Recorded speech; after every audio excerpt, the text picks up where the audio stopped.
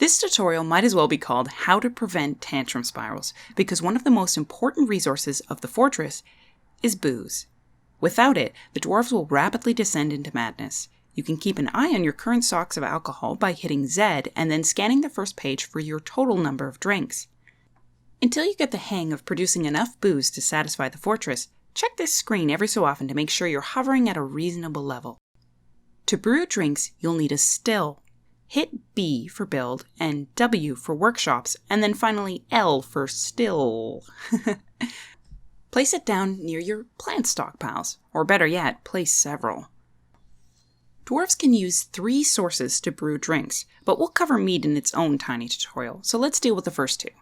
They can make booze from either plants, like plum helmet mushrooms, or fruit, like apples and strawberries.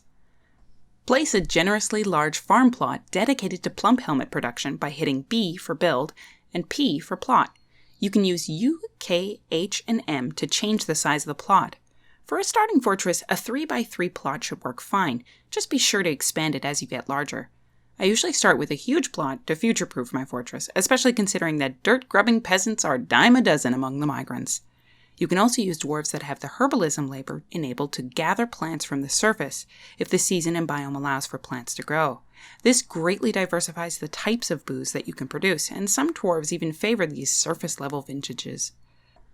To gather fruit from trees, you can set zones to gather from fruit and nut trees around your lands.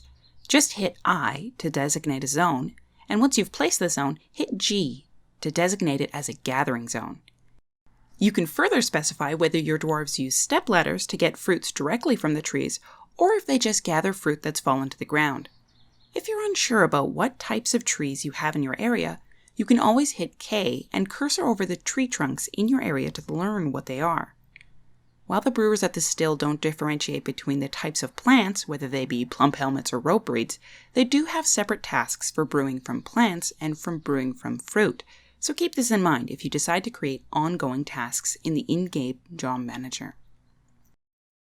If you're unsure about how to do that, follow the link in the description below to see my tiny tutorial on how to make the manager work for you.